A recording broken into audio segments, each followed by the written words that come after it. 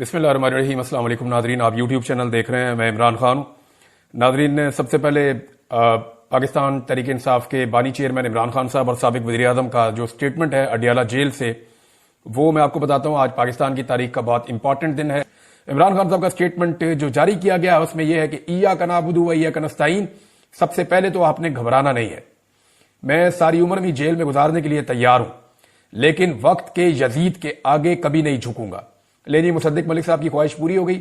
عمران خان صاحب نے وقت کا یزید جو لفظ ہے وہ بھی استعمال کر دیا۔ کل انہوں نے کہا تھا کہ یزید اور فرعون کا لفظ کیوں استعمال نہیں کیا اور جنرل ڈائر کا لفظ کیوں استعمال کیا، تو یہ آ گیا۔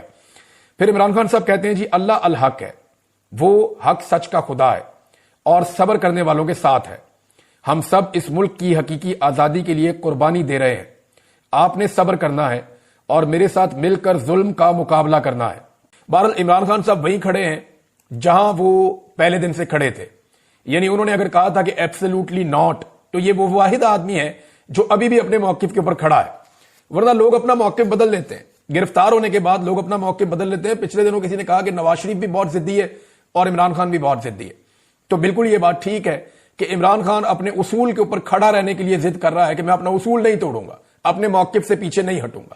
اور نواز شریف نے ہمیشہ گرفتار ہوتے ہی ڈیل کی ضد کی ہے، اور اتنی ضد کی ڈیل کی کہ نواز شریف کو ہر مرتبہ ڈیل مل گئی ہے۔ کبھی امریکہ نے ڈیل لے کر دی، کبھی سعودیہ نے ڈیل لے کر دی، کبھی کسی اور عربی ملک نے ڈیل لے کر دی، کبھی پاکستان کے اندر اسٹیبلشمنٹ میں موجود لوگوں نے ڈیل لے کر دی۔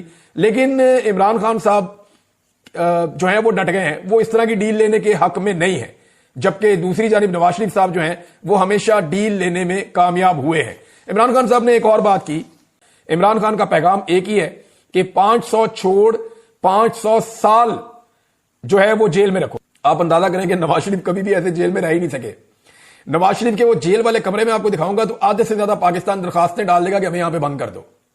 جتنی سہولیات نواز شریف کے پاس تھیں، پاکستان کے حالات بھی ایسی ہیں نا، غربت ہے، بے روزگاری ہے، لوگ خودکشیاں کر رہے ہیں، کسان ہے وہ تباہ کر دیا ہے۔ میں اگلے ویلاگ میں آپ کو کچھ ایسے حقائق بتانے چاہوں گا کہ حکومت کا سارا بیانیہ زمین بوس ہو جائے گا۔ میں آپ کو بتاؤں گا کہ انہوں نے معیشت کو کیسے تباہ کیا ہے، اور اعداد و شمار کے ساتھ بتاؤں گا۔ اور یہ اعداد و شمار اور بیانات ان لوگوں کے ہیں جو اس حکومت کے ساتھ جڑے ہوئے لوگ ہیں، اور ثابت کروں گا آپ کو کہ کس طرح عمران خان صاحب کے دور حکومت میں چلتی ہوئی معیشت کو صرف ایک رجیم چینج آپریشن کی خواہش پوری کرنے کے لیے تباہ و برباد کر دیا۔ پاکستان کو کتنا بڑا نقصان اور ڈینٹ ڈلا ہے وہ سارا کچھ میں آپ کو اگلی ویلاگ میں بتاؤں گا، لیکن پہلے یہ آپ عمران خان کا پیغام ہے کہ 500 دن چھوڑ 500 سال جیل میں رکھو، میں کسی ڈیل کرنے کے لیے تیار نہیں ہوں۔ ہاں مذاکرات کریں، سیاسی جماعت ہے، سیاسی جماعتیں گفتگو پر یقین رکھتی ہیں، ملک میں جاری بحران کے خاتمے کے لیے بات چیت واحد رستہ ہے۔ عمران خان انتقام پر یقین نہیں رکھتے، حقوق پر یقین رکھتے ہیں، سیاسی درجہ حرارت میں کمی ملک اور قوم اور سیاست کے مفاد میں ہے۔ اپوزیشن سیاسی جماعتوں کے تعاون سے آگے بڑھیں اور ملک میں نئے انتخابات کی طرف جامع حل تلاش کرنا اصل مقصد ہے۔ مذاکرات میں عمران خان کیا مانگیں گے؟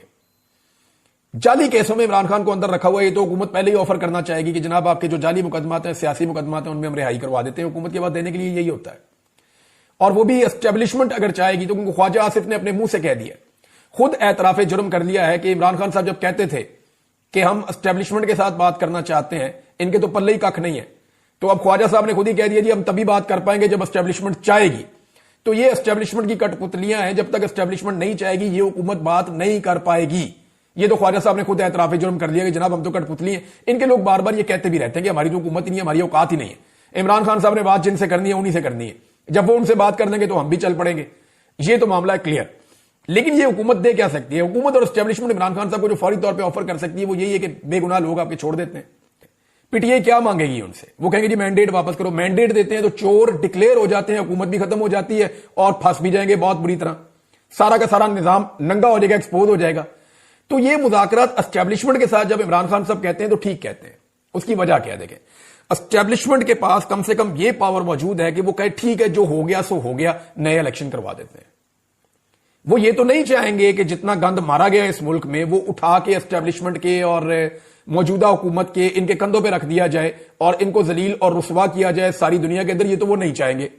ہاں لیکن وہ اتنا ضرور کر سکیں گے کہ ٹھیک ہے ہم پاکستان میں فری اینڈ فیئر الیکشن کی طرف چلے جاتے ہیں, آپ ہمیں 6 مہینے دے دیں یا 4 مہینے دے دیں یا 5 مہینے دے دیں, آپ نکل کے اپنی پبلک کمپین کریں, ان کو بھی اجازت دیتے ہیں وہ بھی اپنی پبلک کمپین کریں, 6 مہینے کے بعد ہم آپ کو تحریری وعدہ کر دیتے ہیں یا ہم آپ سے وعدہ گارنٹی کے ساتھ کر دیتے ہیں کہ پاکستان میں الیکشن ہو جائے گا, تو پھر پاکستان میں الیکشن کروا دیے جائیں گے.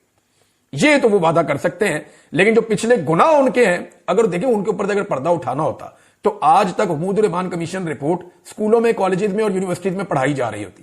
لیکن اگر دیکھیں اپنے ماضی کی غلطیوں سے سیکھنا ہوتا یا ان غلطیوں کے اوپر شرمندہ ہونا ہوتا تو حقوق الرحمان کمیشن رپورٹ جو ہے وہ پبلک ہو چکی ہوتی, لیکن وہ پبلک آج تک نہیں ہوئی.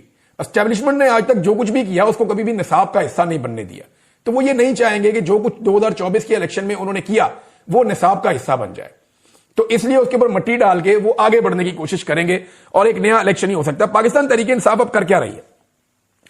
پاکستان تحریک انصاف کے 2 مشن ہیں, اس کو ذرا آپ غور سے سمجھ لیں جو وہ کر رہے ہیں, اور اس کے مقابلے میں دوسری طرف سے پی ڈی ایم کی جماعتیں یا حکومت یا ان کا میڈیا کیا کر رہا ہے یہ بھی میں آپ کو بتا دیتا ہوں.